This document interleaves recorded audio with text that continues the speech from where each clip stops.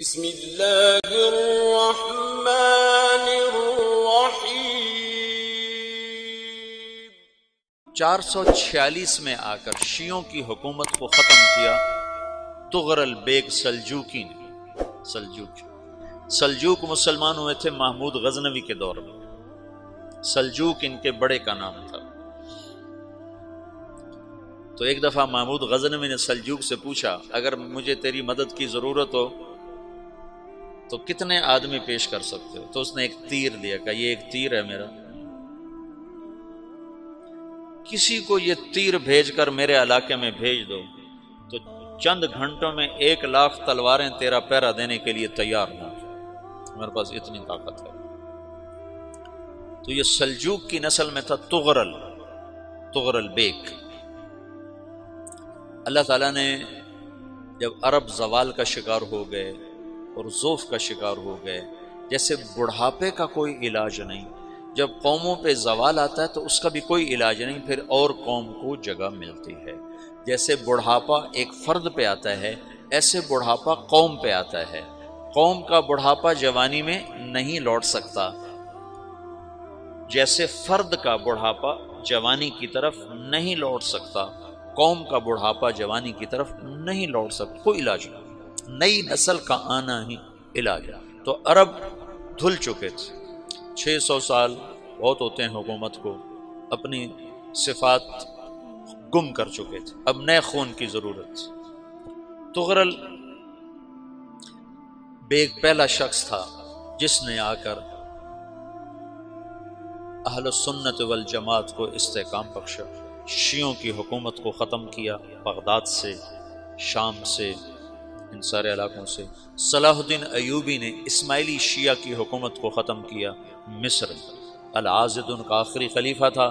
صلاح الدین ایوبی نور الدین زنگی رحمۃ اللہ علیہ کا پروردہ تھا، اس کا دوست تھا، اس کے دوست بھی تھا، بچہ بھی تھا اس کے سامنے، زیادہ لکھنے پڑھنے کا شوق تھا۔ پھر اللہ تعالیٰ نے اس سے کام لیا اور اس کو مصر کا گورنر بنا کے بھیجا، مصر کی مدد کے لیے بھیجا۔ تو وہاں اس نے صلاح الدین ایوبی نے وہاں ختم کیا، طغرل بیگ نے یہاں ختم کیا۔ تو پھر سلجوق جو تھے نا، یہ اقتدار میں آئے، ادھر ختم ہو گئی سلطنت بنو عباس کی، مصر ایک چھوٹی سی ترکوں کی سلطنت۔ تو اللہ تعالیٰ پھر مرکزیت کے لیے ایک نظام چلایا۔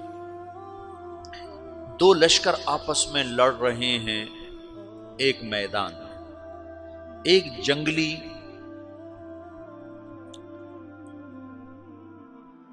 بدوؤں کا قافلہ، جنگل کے لوگ اپنے قبیلے کو لے کر، ایک جنگلی قبیلہ اپنے سردار کے ساتھ نقل مکانی کر رہا ہے ایک جگہ سے دوسری جگہ۔ اللہ کا نظام کہ یہ لوگ چلتے چلتے چلتے اس وادی میں پہنچ گئے جہاں جنگ ہو رہی ہے، دو لشکر آپس میں لڑ رہے ہیں۔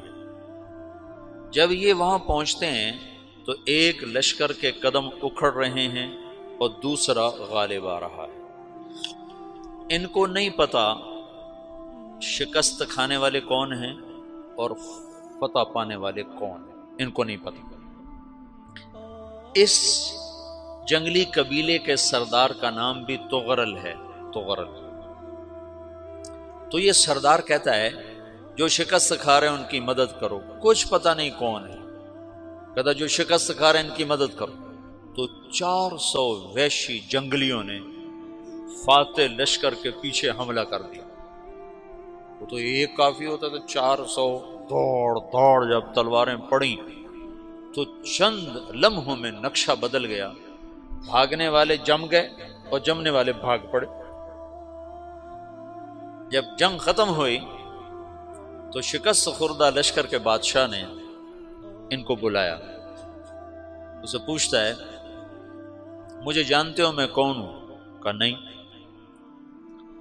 کہا تو تم نے میری مدد کیوں کی؟ کہا انسانی ہمدردی کی وجہ سے، تمہیں شکست ہو رہی تھی اس لیے تمہاری مدد کی۔ پھر اس نے اپنا تعارف کرایا، میں ہوں سلیمان سلجوقی، ترکی کا بادشاہ۔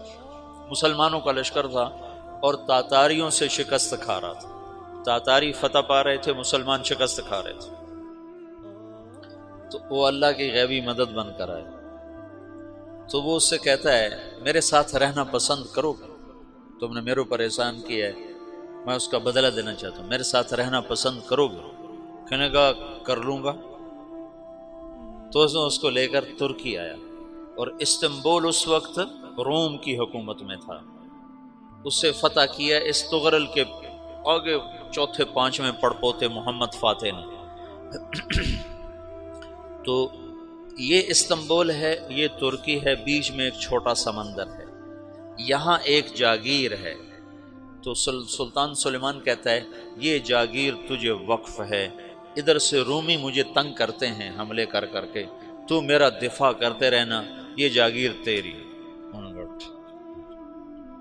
اس جاگیر پہ اس نے اپنے قافلے کو آباد کر دیا، اپنے قبیلے کو، اور ایک چھوٹی سی حکومت بنا لی، جو ایک صوبہ سمجھو سلمان سلجوقی کا، وہ ایک چھوٹا سا صوبہ ہے. وہاں جب یہ رہ پڑا تو پھر یہ ایک شیخ کے بیعت ہوتا ہے، وہاں شیخ طریقے میں ان کے یہ بیعت ہونے جاتا ہے. وہ اس کو رات اپنے پاس ٹھہراتا ہے، تو ایک کمرے میں ان کو ان کا خادم ٹھہراتا ہے. یہ جب کمرے میں جاتا ہے تو سامنے دیوار میں طاقچے پر قرآن پڑا ہوا ہے. تو یہ تغرل بیگ کہتا ہے یہ کیا ہے، یہ کیا ہے؟ تو وہ خادم کہتا ہے یہ کتاب اللہ ہے، قرآن ہے. اچھا. وہ اس کو وہاں چھوڑ کے باہر چلا جاتا ہے. وہ دیہاتی آدمی، جنگل کا رہنے والا، پہلی دفعہ زندگی میں قرآن دیکھا. وہ کہتا ہے یہ قرآن ہے، اللہ کی کتاب ہے، میں اللہ کی کتاب کے سامنے سو جاؤں، کتنی بے ادبی ہے. تو اس نے ایسے قرآن اٹھایا اور سر پہ رکھ لیا اور کھڑا ہو گیا. ساری رات قرآن سر پہ رکھ کے کھڑا رہا. رات کے پچھلے پہر اس کو خواب آیا، کھڑے کھڑے اس نے دیکھا کہ اس کی پشت سے ایک چاند نکلا اور شیخ کی بیٹی کے سینے میں جا کے اتر گیا. پھر اس لڑکی کے سینے سے ایک درخت نکلا جو پھیلتے پھیلتے پھیلتے 3 بر اعظم پہ چھا گیا، افریقہ پر، یورپ پر، ایشیا پر. پھر اس کی آنکھ کھل گئی، وہ کھڑا ہوا ہے. تو اس نے صبح یہ خواب اپنے شیخ کو سنایا. تو انہوں نے اپنی بیٹی اس کے نکاح میں دی تھی. اس بیٹی سے ایک بچہ پیدا ہوا. تغرل بیگ نے اس کا نام رکھا عثمان. عثمانی ترک نام سنا ہوا، جو میں نے کل بتایا تھا کہ 1924 میں وہ خلافت ختم ہوئی. تو ایک بیٹا پیدا ہوا عثمان. عثمان نے پھر ایک نئی اسلامی حکومت کی بنیاد رکھی جو 1924 تک چلتی رہی. کوئی 800 سال یہ حکومت چلی. تو حکومت کا شیرازہ بکھرا لیکن پھر جڑ جاتا تھا، اور وہ قرن اول والا جوڑ کبھی نہ پیدا ہوا، ٹکڑے بن گئے. ان ٹکڑوں میں اللہ لوگ پیدا کرتا رہا جو دعوت دیتے رہے، دعوت زندہ رہی. جو تربیت کا نظام تصوف کے ساتھ